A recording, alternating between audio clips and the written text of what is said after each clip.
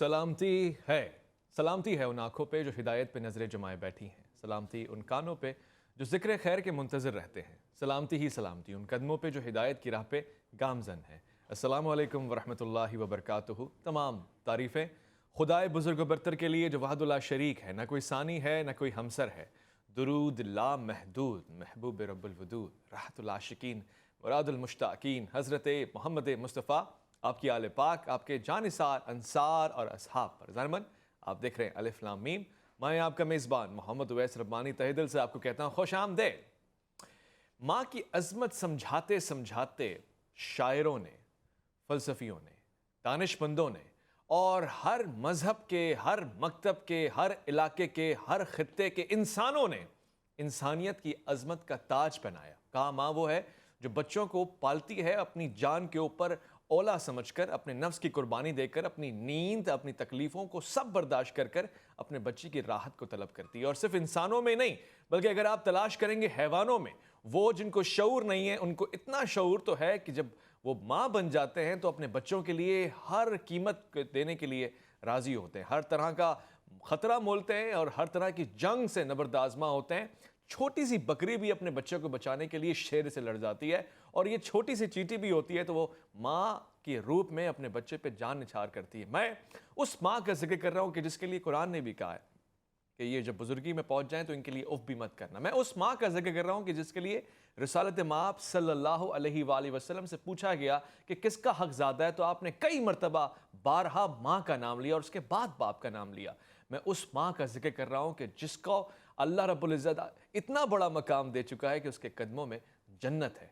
मगर वो माँ जो अपने 22 माह नहीं बल्कि 22 दिनों के बच्चे को, नौमौलूद को सिर्फ इसलिए गला दबा के कत्ल कर दे कि उसकी नींद में खलल पड़ रहा है, उसको सोने नहीं दिया जाता, तो फिर मुझे कह लेने दीजिए कि आज की माँ का ये कलेजा है जिसमें दम खम नहीं है, या खून है जिसमें सफ़ेदी आ चुकी है, या फिर रिश्तों की वो अहमियत नहीं बची, या फिर कोई और मामला है। ऐसा कैसे हो सकता है? इंसान इस हद तक सफाक कैसे हो सकता है? पूरी दुनिया में माँ को तो खुदा का रूप कहा जाता है और वो इसी को समझाने के लिए कहता है कि मैं माँ से 70 गुना ज्यादा प्यार करता हूं, मगर ऐसी माँ से प्यार का मवाजना कैसे हो सकता है? जी हाँ देव, और एक बार फिर से आपके सामने ये शर्मिंदगी से रख रहा हूं केस के पहले आपने वाकया देखा था कि एक बच्ची को उसके बाप ने गोली मार के कत्ल कर दिया था। हम सब ने कहा कि मर्द जात औरत जात से नफरत करता है या फिर बेटियों की कदर नहीं है, मगर यहां तो खुद एक बेटी अपनी बेटी का कत्ल कर रही है गला दबा के। 22 दिन की ये लड़की है, ये नौमौलूद शहजादी है जो अपनी जान दे चुकी है अपने माँ के हाथों,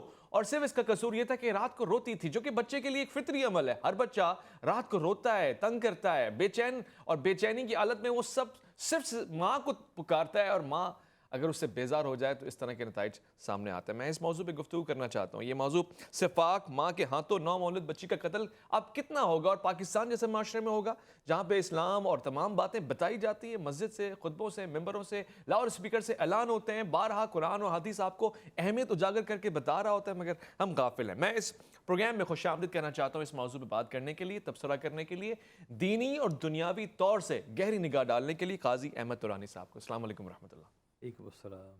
कारी साहब, मुझे नहीं समझ में आ रहा, इस्लामी माशरा है, इस माशरे में ऐसी माँ ऐसी हो भी सकती है? मैंने इस केस को बड़ा देखा है, तस्दीक हुई है, तब जाके मैं बात कर रहा हूँ। ये कैसे मुमकिन है कि माँ अपनी बच्ची का गला दबा दे? आपने बड़े सुलगते हुए मौजू का इंतखाब किया जी। तो यकीनन इस मौजू पर बात करना कदर मुश्किल है, इसलिए कि हम जिस तहज़ीब, जिस रिवायत, जिन इक़दार के अमीन हैं, वहाँ ये हादसा एक अजीब हादसा है। लेकिन हमें गौर करना पड़ेगा कि माशरे के इज्तिमाई ज़वाल में कौन कौन से नासिर कार फरमाएँ। शायर ने कहा था कि हादसे से बड़ा सानहा हो गया, लोग ठहरे नहीं हादसा देखकर। हम खबरों की हद तक, तबसरों की हद तक ना जाएं, बल्कि गौर करें कि क्या वालिदैन नस्ल नो की सही तरबियत कर रहे हैं। कहीं ऐसा तो नहीं कि उस माँ का जब निकाह हुआ हो उसकी मर्ज़ी के बगैर कर दिया गया हो सकता है। कहीं ऐसा तो नहीं कि बाप ने सिर्फ बेटी को घर से निकालने के लिए एक शादी कर दी। समझाना चाहिए जिम्मेदारी। अब तुम एक घर जा रही हो, वहाँ तुम एक बीवी बनोगी, किसी की बहू बनोगी, किसी की भाभी बनोगी, एक फ़र्द बनोगी।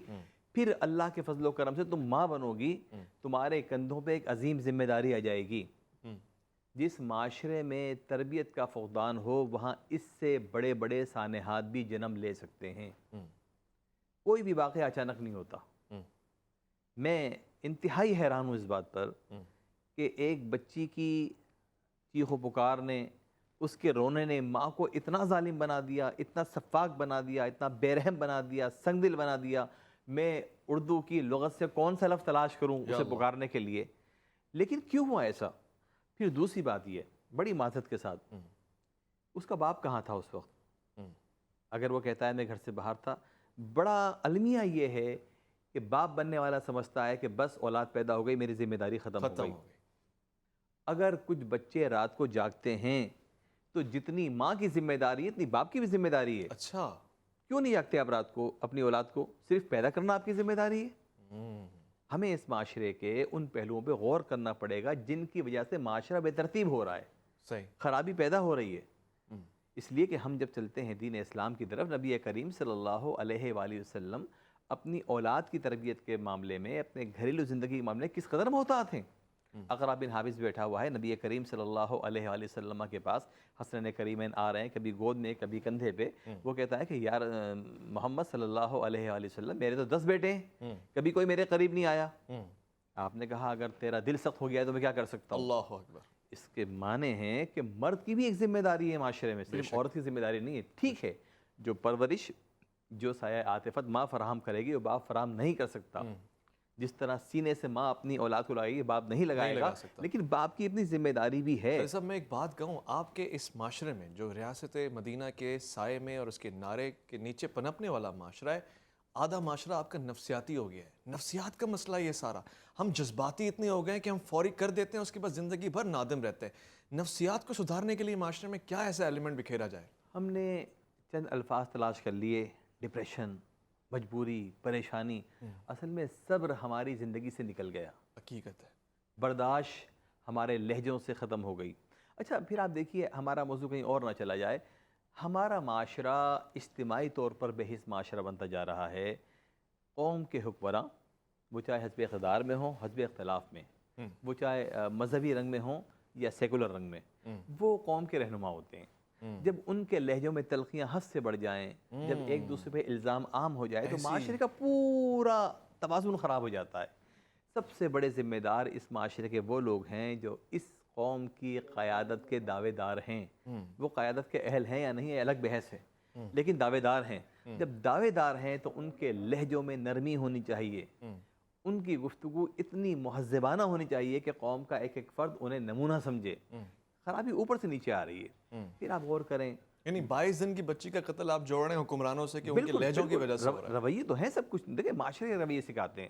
جس معاشرے میں قتل عام ہو، جس معاشرے میں سزا نہ ملتی ہو، جس معاشرے میں نور مقدم کا قاتل 10 بہانے بنا کر بچنے کی کوشش کرتا ہو، دیکھیں جب رویے خراب ہوتے ہیں تو لوگوں کو مہمیز ملتی ہے ایسے کام کرنے کی۔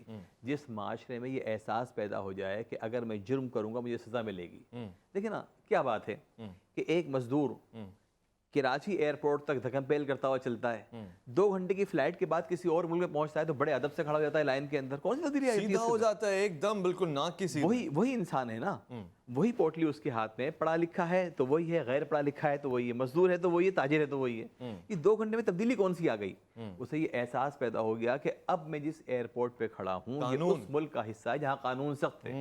تو اصل بات کیا ہے کہ قانون پر عمل درآمد کیا جائے، قانون کی حاکمیت ہو۔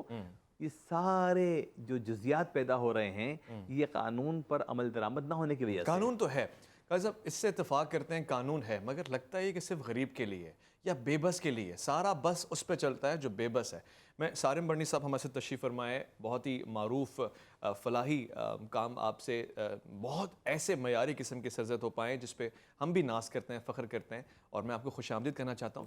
سارم بڑنی صاحب، یہ واقعہ آپ کی نظر سے بھی گزرا ہوگا، 22 دن کی بچی ہے، ماں نے گلا دبا کے قتل کر دیا، ماں کا کلیجہ، ممتا، وہ ساری باتیں ایک طرف، یہ معاشرہ نفسیاتی معاشرہ نہیں ہو گیا؟ بالکل نفسیاتی معاشرہ، اور یہی وجوہات ہیں۔ یہ تو ہمارے یہاں بات کی باتیں ہوتی ہیں کہ کھلانے کو نہیں تھا، پالنے کو نہیں تھا، سنبھالنے کو نہیں تھا، لیکن حقیقت یہی ہے کہ اس قدر فرسٹریٹڈ ہو گئے لوگ کہ ان کو پتہ بھی نہیں ہوتا کہ وہ جو عمل کر رہے ہیں وہ کس درجے کا ہے، وہ انہیں کرنا چاہیے یا نہیں کرنا چاہیے۔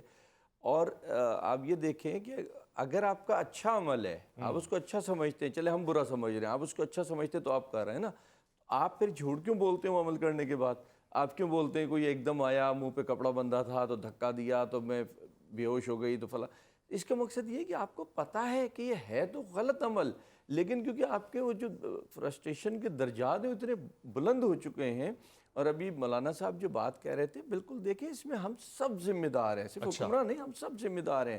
آج آپ ٹی وی پہ دیکھیں جو لینگویج چل رہی ہے، جو چیزیں چل رہی ہیں، آپ آمنے سامنے جو کچھ ہو رہا ہے، ذرا سی ایک کوئی تیز کوئی نکل گیا کہ سائڈ دیتے ہوئے اگر سڑک پہ نکل گیا، آپ دیکھو تو صحیح اترنے کے بعد ادھر عالم کیا ہو رہا ہوتا ہے۔ تو یہ ہمارے رویے ہی تو ہیں جو ہمیں اس اسٹیج تک کے لے کر کے آ جاتے ہیں۔ لیکن اس میں اگر میں یہ کہتا ہوں کہ جیسے کوئی بچہ ہے، ایون بچی ہے کوئی، آپ نہیں پالنا چاہتے، نہیں رکھنا چاہتے، تنگ کرتا ہے یا ایکس وائی زیڈ کوئی بھی بات ہے، تو بھائی فلاحی اداروں کو جا کر کے دے دو تاکہ فلاحی ادارے ان گودوں تک کے پہنچا دیں جو تڑپ رہے ہیں۔ کل ہمارے پاس ایک بچی آئی ہے اور اللہ کا شکر ہے کہ وہ قتل بھی نہیں ہوئی، وہ کچرے کا ڈھیر بھی نہیں بنی کہ جانوروں کے خوراک بنتی اور ہم تک پہنچ گئی۔ اب وہ جو فیس بک پہ صرف ڈالا ہے تو اتنے لوگ ہمیں دے دیں، ہمیں دے دیں، ہمیں دے دیں، ہمیں، بلکہ ہم سے لڑتے ہیں ایون کہ جی آپ کو کب سے ہم درخواستیں دے رہے ہیں، یہ کر رہے ہیں، وہ کر رہے ہیں۔ تو یعنی لینے والے اس قدر موجود ہیں جو اس کو اپنی جان عزت بنا کے رکھنے کو تیار ہیں۔ آپ کو کیا ضرورت ہے کہ آپ معصوم بچوں کے، اور اگر دوسری طرف دیکھیں، شاید مولانا صاحب شاید اعتراض کریں، ہم سے تو مرغی نہیں کاٹی جاتی، بقرعید میں جانور نہیں ذبح ہو رہے ہوتے ہم سے، کہ حالانکہ حساس لوگ ہیں، ہمیں مقصد دینی طور پہ کہا گیا ہے لیکن ہمارا دل نہیں مان رہا ہوتا، ہمت نہیں ہو رہی ہوتی۔ یہ ماں باپ ہیں، انہیں ہم ماں باپ کہہ کے پکاریں گے کہ ماں نے اپنی بیٹی کا جو گلا کاٹ دیا، یا باپ نے جو اپنی بیٹی کو گولیاں مار دی۔ یہ تو رشتوں کی میں کہتا ہوں بے عزتی ہے، توہین ہے۔ اس پہ ہمیں سخت کارروائی کرنی چاہیے۔ اور ایک چیز کا مجھے ضرور افسوس ہے، ہمارے مولانا صاحب کو بھی کہوں گا کہ یہ آواز کو ہم صرف یہاں بیٹھ کے بلند کر رہے ہیں نا، یہ اتنی بلند نہیں ہوگی، بہت بڑا پلیٹ فارم ضرور ہے، لیکن میں نے دیکھا ہے پاکستان کا چپا چپا سے واقف ہوں میں کہ جہاں کھانے کو نہیں، جہاں ہاسپٹل نہیں، کلینک، ایکس وائی زیڈ کچھ بھی نہیں زندگی کی چیز، وہاں بھی نماز کے لیے مسجد کے نام کی کوئی نہ کوئی جگہ ضرور بنی ہوئی ہوتی ہے۔ تو آپ اگر ہر ممبر سے یہ آواز آئے، جمعے کے خطبے کو یہ بتایا جائے کہ بچیوں کو مارنا کس طریقے کا، ایون بچوں کو، کسی کو بھی، لیکن جو اس سوچ سے مار رہے ہیں نا، میل فیمیل، ان کے لیے بھی اور جرنل بھی، تو میرا خیال ہے کہ ایک بہتری معاشرے کے اندر ضرور آئے گی۔ آپ کی یہ رائے اچھی ہے، اور میں چاہتا ہوں کہ جہاں مسجد سے حی علی الفلاح کی صدا گونجتی ہے اور خیر العمل کی بات ہوتی ہے، وہاں یہ عمل ہے خیر والا اور فلاح والا۔ مسجدیں ہی اصل میں فلاحی ادارے ہیں، اور یہاں سے سب سے بڑا فلاح کا نعرہ لگتا ہے، اور عمل میں بھی اترنا چاہیے۔ یہاں پر اور بھی بات ہے، میں اب تک یہ سمجھ نہیں پا رہا کہ ممتا کا کلیجہ کیسے گوارا کر سکتا ہے کہ اس کو، جس کو 9 ماہ اس نے اپنے حمل میں رکھا ہو، اپنے پیٹ میں رکھا ہو، اسی کا گلا دبا دے۔ وہ تکلیفیں، وہ آہیں، وہ سسکیاں، وہ کیسے؟ مجھے لگتا ہے دماغ کا مسئلہ ہے، مگر یہ مسئلہ صرف ایک فرد کا نہیں ہے، مسئلہ اجتماعی مسئلہ بنتا جا رہا ہے، اس لیے اس مسئلے کا حل تلاش کر رہے ہیں۔ الف لام میم میں آپ کا انتظار ہے، لوٹ کر آئیے گا۔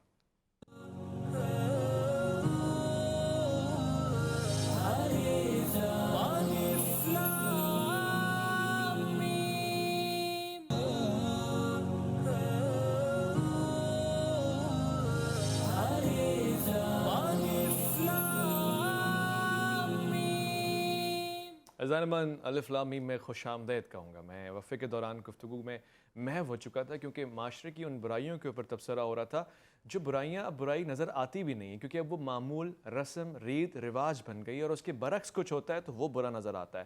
معاشرہ کس طرف جا رہا ہے؟ مجھے لگتا ہے کہ ایک شدید قسم کا تصادم ہے جس کی توقع آپ کر سکتے ہیں، مگر ابھی سے اس کے نتائج برآمد ہو گئے ہیں۔ ایک چھوٹی سی بچی جس کا قتل ہوا کس کے ہاتھوں سے؟ اپنی ماں کے ہاتھوں سے۔ اس سے پہلے آپ نے دیکھا کہ ایک چھوٹی سی بچی جس کا قتل ہوا کس کے ہاتھوں سے؟ اس کے اپنے باپ کے ہاتھوں سے۔ اچھا سوال میں یہ بھی پوچھ سکتا ہوں اور پوچھوں گا، قاری صاحب دونوں واقعے میں اور اس طرح کے جتنے بھی واقعات ہیں، نشانہ بنتی ہے ایک لڑکی ہے، بنت حوا۔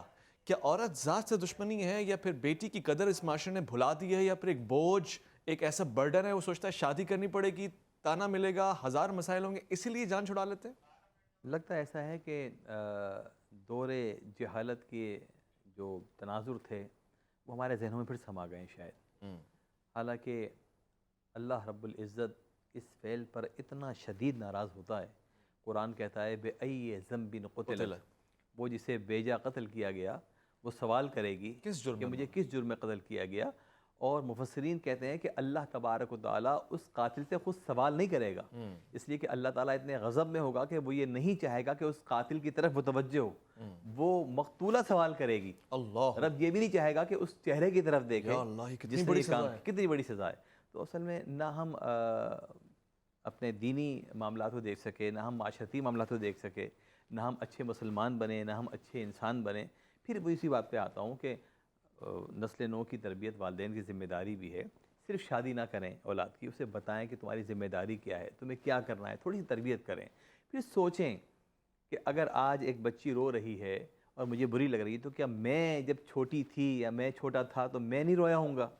سوچیں، غور کریں. کون نہیں رویا اگر معاشرے پہ اسی طرح یہ سلسلہ چلتا رہا تو پھر نسل نو کہاں جائے گی؟ آنے والی نسل کا کیا انجام ہوگا؟ ہمیں اخلاقی تربیت کی ضرورت ہے. ہمیں ذہن سے اپنے وہ غبار نکالنے کی ضرورت ہے جسے ہم فرسٹریشن کہہ کے، ڈپریشن کہہ کے اپنی جان چھڑا دیتے ہیں. نہیں، بلکہ سوچیں. ٹھیک ہے، میں مان لیتا ہوں کہ ہو سکتا ہے گھر کے حالات خراب ہو سکتا ہے ایک چھوٹا سا کمرہ ہو سکتا ہے کہ دن میں بہت زیادہ محنت کرنی پڑتی ہو، لیکن زندگی اللہ کی ایک نعمت ہے. زندگی کی یہ ساری جو صعوبتیں ہیں یہی تو زندگی گزارنے کا فن سکھاتی ہیں انسان کو. ہمیں اس طرف جانا پڑے گا، سوچنا پڑے گا. دوسروں کی آسائشیں دیکھ کے اپنے آپ کو ختم نہیں کیا جاتا بلکہ راستے تلاش کیے جاتے ہیں. اصل میں سب سے بڑی بات ذہنی تربیت کی ہے، صبر کی ہے، اور معاشرے میں جو ایک پھیلتی جا رہی ہے فرسٹریشن سے ختم کرنے کی ہے.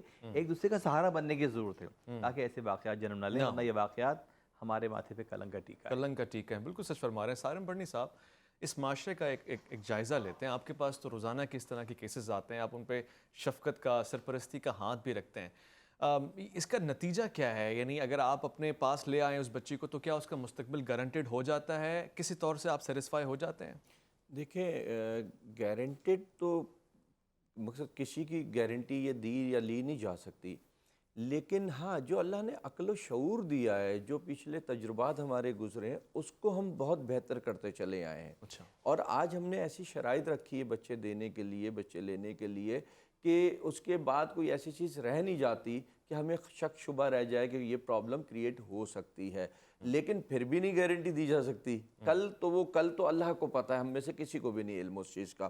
لیکن دیکھیں، زیادہ تر میں آپ کو ایک بات بتاؤں، جن کی اولاد نہیں ہے، یعنی جنہیں یہ یقین ہو گیا ہے مرد کو یا عورت کو میری اولاد نہیں ہو سکتی، اس سے پوچھیں کہ یہ اولاد ہوتی کیا ہے. یہ بد نصیب ہیں جن کی اولاد ہو رہی ہے، ان کو پتہ ہی نہیں ہے کہ اولاد ہوتی کیا ہے. یہ اس کو صرف اپنی ایک جسم کی حوث کا جو ہے نا وہ نظام سمجھتے ہیں. یہ جسم کی حوث نہیں ہے، یہ اللہ کی دین ہے، یہ اللہ کی روح ہے. اس کو اگر آپ اس انداز سے نہیں دیکھیں گے، نہیں سوچیں گے تو پرابلم آئے گی. ابھی آپ نے ایک بات کی تھی، میں دیکھیں اس کے بڑا سخت خلاف ہوں. کیوں قتل کر دیا؟ اس لیے کر دیا وہ عزت کے خاطر کر دیا، وہ غیرت کے خاطر کر دیا، وہ لڑکی تھی تو کر دیا، وہ لڑکا تو کر. یہ لفظ ہمارے معاشرے سے، ہمارے قانون سے ختم ہو جانے چاہیے. صرف ایک قانون ہونا چاہیے اس پہ، قتل کس نے کیا، کس کا ہوا، قاتل کون تھا. قاتل کو قاتل پکارا جائے اور مقتول کو مقتول. بس. نہ وہ باپ ہے، نہ وہ بھائی ہے، نہ بیٹا ہے، نہ کچھ ہے، وہ صرف قاتل ہے. اور اس کو بہت جلد سزا دیں. بھلے ہمیں یہ خبر بہت اونچی اونچی کر کے دکھائیں کہ بچی کا گلا کاٹ دیا، بچے کا یہ فلاں کر دیا، جو بھی ہے دکھائیں، بتائیں، لیکن اس کے بعد فوری ہمیں یہ خبر ضرور بتائیں اور سنائیں کہ دیکھو جی قاتل کو پھر کتنی سخت سزا دی گئی ہے، اور وہ آج اس دنیا سے رخصت ہو گیا. اور آج وہ جس کو اس نے ناجائز قتل کیا تھا، آج وہ اس کے حساب میں جا کر کے، جیسے مفتی صاحب کہہ رہے تھے نا کہ اس نے پوچھنا ہے، عبرت کا نشان بنا دیں. جی ٹھیک ہے. میں قاضی صاحب سے پوچھنا چاہتا ہوں، شرعاً اس کی کوئی سزا ہے؟ والدہ کے لیے کیا سزا ہے جس نے 22 دن کی بچی کا گلا دبا دیا؟ قاتل اور قاتلہ کی سزا وہی ہے. اچھا. اس میں کوئی رعایت نہیں ہے، کوئی حق نہیں ہے والدین کو اپنی اولاد کو قتل کر دینے کا. اور بالکل میں سارم برنی صاحب کے الفاظ سے 100% اتفاق کروں گا کہ قاتل صرف قاتل ہے. ٹھیک ہے. اس کا کوئی مذہبی رشتہ ہو، کوئی خاندانی رشتہ ہو، کوئی خونی رشتہ ہو، کوئی سیاسی رشتہ، آپ تمام حوالوں کو ختم کر دیں. اس بات سے اتفاق کریں مجرم صرف مجرم ہے. بچہ ڈونیٹ کیا جائے ایسے یتیم خانوں کو یا ایسے آرفنیجز کو یا ایسے ویلفیئر سوسائٹیز کو جو پرورش کریں، اگر آپ نہیں پال سکتے تو ان کو دے دیا جائے، اس سے اتفاق ہے؟ بہت اچھی بات ہے. اول تو دیکھیے، اگر آپ نہیں پال سکتے تو آپ نے پیدا کیوں کیا؟ خود تو پیدا نہیں ہوا کوئی شخص. سب سے بڑی غلطی ہے. آپ کو معلوم تھا آپ ایک انسان ہیں, آپ سب کچھ جانتے سوچتے ہیں, لیکن چلیے بالفرض محال اس کی پیدائش ہو گئی تو بے شمار ادارے ہیں, لوگ تڑپ رہے ہیں گود میں لینے کے لیے, آپ وہاں دے دیجئے. دے دیں, بالکل دے بہت دیجئے. خوب. اچھا ایک اور بات بتا دیں, وہ جو پلان کر کے ایک حلال طریقے سے شادی ہوئی, بچے پیدا ہوئے, ایک بچہ جو معاشرے میں ایسے نظر آ رہے ہیں, کہیں ایمبولینس میں پڑا ہوا ہے, کہیں قبرستان میں چھپا دیا, کہیں ایسے پھینک دیا, کسی گناہ کے, کسی فحاشی کے نتیجے میں پیدا ہونے والی اولاد کے ساتھ کیا سلوک کریں اگر پال نہیں سکتے؟ دے دیں یا مار دیں؟ بالکل دے دیں. اس کا قصور کیا ہے؟ وہ ان ظالموں کا قصور ہے جو گناہ گار ہوئے, اللہ رب العزت ان کو سزا دے گا. اس پیدا ہونے والے کا قصور کیا ہے؟ اس نے کیا قصور کیا ہے؟ معاشرہ ان کو ایکسیپٹ کیوں نہیں کرتا؟ اگر دیکھیے معاشرہ ایکسیپٹ نہیں کرتا یہ ایک الگ بحث ہے, لیکن یہاں اس وقت یہ کہ اس کی زندگی کو تحفظ دینا ہماری ذمہ داری ہے. ہم اتنے سفاک نہیں بن سکتے. آپ تو انسان کی بات کر رہے ہیں, ہم تو کسی جانور کو جلتا ہوا نہیں دیکھ سکتے. ہم تو اس وقت تڑپ جاتے ہیں کہ بلی اگر اپنے بچوں کو چھوڑ کے چلی آتی ہے تو دیکھا ہوگا, سنا ہے بڑے بوڑھوں سے کہ ہاتھ لگا دو تو بچے, ہم تو دوڑتے ہیں کہ کہیں سے فیڈر لے کے آئیں بیچارے کو کسی قابل کر دیں. تو انسان تو انسان ہے نا, زیرو ہے, جاندار ہے. جبکہ شرعی تعلیم تو یہ ہے کہ جب اس میں روح پڑ جائے تو آپ حمل کو آپ ضائع نہیں کر سکتے. نہیں کر سکتے. بہت خوب آپ نے بات کی. بہت سے لوگ تو اس پروسیس میں بہت بڑا قتل کر دیتے ہیں. ایک مختصر سے وقفہ لے رہے ہیں خواتین و حضرات. میں نے 2-4 باتیں ہیں جو سمجھنے کے لیے پوچھی ہیں اور اس کا مجھے وضاحت سے آنسر مل گیا. ایک تو یہ کہ کسی بھی بدفعالی کے نتیجے میں جو اولاد پیدا ہوتی ہے اس کا کوئی جرم نہیں ہے, اس کو معاشرے میں کسی بھی طور سے آپ تذلیل کا نشانہ بھی نہیں بنا سکتے. جان لینا تو بہت دور کی بات ہے. ہاں جو مجرم ہیں ان کو سزا ملنی چاہیے اور اس طرح کے عمل کے اوپر پابندی لگنی چاہیے اور اس طرح کی پکڑ دھکڑ ہونی چاہیے. ایک مختصر سے وقفہ, لوٹ کر آئیں گے اسی کیس کے حوالے سے اور مختلف زاویے کو ذرا نظر میں رکھیں گے. آپ کا انتظار ہے.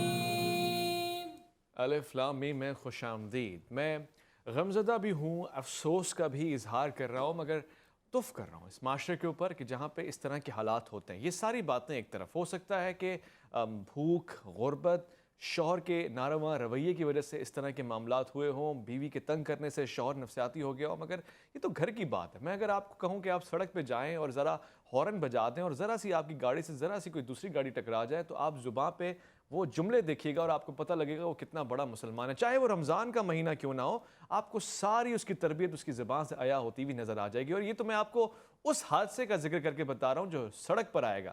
اگر میں سیاستدانوں کا ذکر کر دوں تو وہ تو ٹیلی ویژن اسکرین پہ پارلیمنٹ میں بیٹھ کے جو دل میں آتا ہے کہہ دیتے ہیں, جو جملہ چاہتے ہیں استعمال کر لیتے ہیں. ہمیں بھی اس پہ گفتگو کر رہے تھے. قاضی صاحب نے شروع میں پروگرام کے اول حصے میں ایک نقطہ پیش کیا کہ آپ کے رویے, آپ کا اخلاق, آپ کی گفتگو کا معاشرے پہ کس حد تک فرق پڑتا ہے, اثر پڑتا ہے. اور پڑتا ہے شاید اسی لیے جب موسیٰ علیہ السلام کو اس رب نے کہا کہ جب فرعون سے جا کے بات کرنی ہے تو لہجہ کچھ کنٹرول میں, کچھ دھیما رکھنا ہے. شاید اسی لیے سورہ کہف میں, بلکہ قرآن کے اس سینٹر پوائنٹ پہ وہ کہتا ہے وَلْيَتَلَطَّفْ, یعنی لہجے کو دھیما رکھ کے گفتگو کرنا کتنا ضروری ہے آج سمجھ میں آ رہا ہے. جو ہم جو دل میں آتا ہے کہہ دیتے ہیں اس کے نتائج چھوٹے نومولود بچوں کو بھگتنے پڑ رہے ہیں. سارم بھرنی صاحب, معاشرے کی ہم نے بات کر لی ہے, جرائم ساری معاملات دیکھ لیے, تو معاشرہ ایسا ہے کہ جس میں قانون غریب آدمی کے لیے نظر آتا ہے. مگر اگر یہ کیس کسی یورپین کنٹری میں پیش آتا یا کسی اسلامک کنٹری میں, ایسی کنٹری میں جہاں قانون سخت ہوتا, تو اس کی سزا ماں کو تا حیات موت ملتی ہے, کوئی آلٹرنیٹ بھی ہوتا ہے اس کا؟ سر سزا ہی ہوتی اور 100% ہوتی. اور وہاں کا ایک اچھا رواج یہ, ہمارے یہاں خبریں کیوں بنتی ہیں پتہ ہے آپ کو؟ خبریں انصاف لینے کے لیے بنتی ہیں یہاں پہ. یہ واحد ملک ہے جدھر ایف آئی آر بھی کٹوانی ہے تو پہلے آپ کو خبر بنانی پڑے گی اس کی, پھر جا کر کے ایف آئی آر کٹے گی, ورنہ یہاں کوئی پرسان حال ہے ہی نہیں, سوائے پیسے کے کوئی نظام نہیں چلتا. اور دنیا میں جو ہم نے نظام دیکھا ہے وہاں اگر کوئی ایسا واقعہ ہو بھی جاتا ہے تو یقین جانے چند لوگوں کے علم میں ہوتا ہے, وہ اس کو شائع بھی نہیں ہونے دیتے, کیونکہ اصل مقصد تو لوگوں کا انصاف لینا ہوتا ہے اور وہ انصاف ان کو ملتا ہے. لیکن اگر بات کریں پاکستان کی, اگر جو جس بچی کے قاتل کو سزا ہوئی تھی, اس کو اٹھا کر کے جو مارا تھا جی پنجاب میں جو میاں چنوں کا واقعہ, مقصد جتنے بھی ہوئے ہیں, زینب قصور کا واقعہ, جی قصور والا, زینب کا کیا تھا, وہ قانون نے سزا نہیں دی, یقین جانے آپ. اچھا, اس کو میڈیا نے سزا دی ہے. ایسے جتنے واقعات ہیں جس میں میڈیا کودی ہوئی ہے اس میں میڈیا نے سزا کروائی ہے، قانون نے سزا نہیں کروائی۔ یہ جو ابھی لاہور والا واقعہ ہے، وہ جو نور مقدم والا، وہ کیا ہے؟ میڈیا کی وجہ سے پریشرائز ہے۔ آج آپ پیچھے ہٹیے، کل آپ دیکھیے گا اس کی ضمانت ہوگی، کچھ عرصے کے بعد چپ چاپ کیس ختم ہو جائے گا اور معاملہ ختم ہو جائے گا۔ معذرت کے ساتھ ہمارے مولانا بھی بتا رہے ہوں گے، جانے والا چلا گیا، اللہ کی رضا کے لیے معاف کر دو، ہم بھی سمجھا رہے ہوں گے، محلے والے بھی، رشتہ دار بھی سمجھا رہے ہوں گے، یا اس جانے والی روح کے اوپر سارا کا سارا گند ڈال کے رکھ دیں گے۔ حالانکہ دین اگر گناہگار ہیں تو دونوں گناہگار ہیں نا، اللہ نے تو دونوں کو یکساں سزا بہت کا اچھی بولا بات ہے نا، آپ نے کی ہے، دونوں گناہگار ہیں، دونوں سزاوار ہیں، دونوں سے میں گناہ ہو کہتا رہا ہوں اس نے تو اپنی سزا پا لی، ٹھیک ہے۔ اب اس کو تو ڈبل سزا ہونی چاہیے۔ اور اس گناہ کے نتیجے میں جو اولاد ہو رہی ہے، آپ اس کو اپنی جگہ جب رکھتے ہیں، مثال کے طور پہ ایسے بہت سارے بچے ہو سکتے ہیں، کوئی بھی آپ فرق محسوس کرواتے ہیں، کوئی توقیر، کوئی تذلیل کا معاملہ؟ نہیں سر، ہمارے پاس ہمیں کوئی کسی بھی قسم کی بات ہمارے لیے غلط کر دے، کچھ بھی کر دے، ہم اس کو صرف اللہ کی روح سمجھتے ہیں، اور اپنے جتنی انسان ہونے کے ناطے، تجربہ کار ہونے کے ناطے جتنی اس کی بہتر زندگی کی طرف لے کے جا سکتے ہیں لے کر کے جاتے ہیں۔ اسی لیے میں بار بار لوگوں کو کہتا ہوں، خدا کے واسطے ان روحوں کو، ان بچوں کو قتل نہ کرو، ہم تک پہنچاؤ، ہم اپنے پاس رکھیں گے، ہم ان کو اچھی زندگی تک کے لے کے جائیں گے، لیکن ہم تک پہنچانے کا مقصد یہ، اس کو تھوڑا سا بس کمپلیٹ ہونے دیجیے کہ یہ نہیں ہونا چاہیے کہ تم کو ٹھیک ہے ہمیں نہیں رکھنا، آپ دے دیں کسی کو، اور ہم کسی کو دے دیں اور پھر تم لینے آؤ، یہ نہیں ہونا چاہیے اس کے اندر، پھر دے دو وہ اس کو، ٹھیک ہے۔ اور ہمارے پاس ابھی تھوڑی دیر پہلے میں آفس سے نکل رہا تھا تو 2 بچے کافی عرصے پہلے ایک باپ چھوڑ کے گیا تھا، ماں اس کی چھوڑ چھاڑ کے بھاگ گئی تھی، چھوٹے چھوٹے بچے بغیر چپلوں کے آئے تھے، بہت بری حالت میں آئے تھے، بہت اچھے ہو گئے ماں باپ، پھر باپ کو کسی نے آسرا دیا، تم خرچہ دیتے رہنا تو ہم رکھ لیں گے، باپ لے گیا، ہم نے سمجھایا بھی کہ نہیں رکھتے لوگ، وہی ہوا۔ آج پھر تھوڑی دیر قبل وہ لا کر کے تنگ آ کر کے چھوڑ کر کے چلا گیا، کہ میں وہ رو بھی رہے بیچارے، پریشان بھی ہو رہے، تو ہمارے پاس امانتاً بچے بھی رکھے جاتے ہیں جو دینے نہیں ہیں، ان کی صرف پرورش کر کے اتنی کہ باپ سنبھال نہیں سکتا، کوئی فیملی ممبر نہیں ہے، اتنے بڑے کر دیں، اتنے اس کو علم دے دیں کہ اپنی زندگی کو باہر جا کے۔ ٹھیک ہے، میں آخری سوال ایک پوچھ لوں، سارن بڑنی صاحب، مفتی صاحب بیٹھے ہوئے یہاں پہ، قاری صاحب آخری وقت ہے میرے پاس، اکثر یہ کہہ رہے ہوتے ہیں شادی کیجئے، بچے پیدا کیجئے، اللہ پالنے والا، اللہ رازق ہے، بے شک ہے، مگر اگر وسائل نہ ہو اور غربت ہو اور تنگ دستی اور ذہنی وسعت نہ ہو تب بھی بچے پیدا کیے جائیں، اس طرح کے نتائج نہیں نکلیں گے؟ انسان کا اپنا فیصلہ ہے، انسان کو خود دیکھنا ہے، اللہ رب العزت نے انسان کو عقل سلیم عطا فرمائی ہے،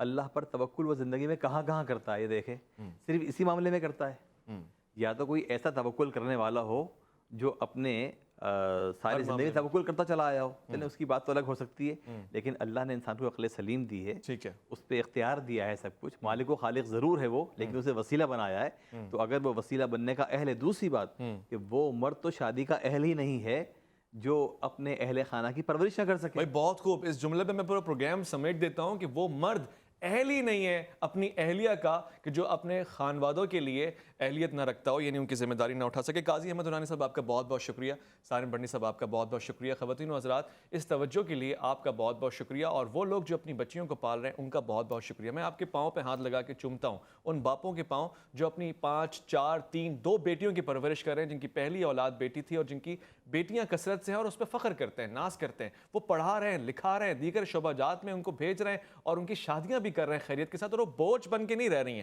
ایسے باپوں کو آپ بھی عزت دیجیے تاکہ ایسے ماں اور ایسے باپ کی نفی ہو سکے جو معاشرے کا کسی بھی طور سے چہرہ نہیں بن سکتے۔ اپنا بہت خیال رکھیں گے، آپ اپنے سے بڑھ کے خیال رکھیں گے ملک پاکستان کا، اللہ کے فرمان کا، اللہ کی امان میں۔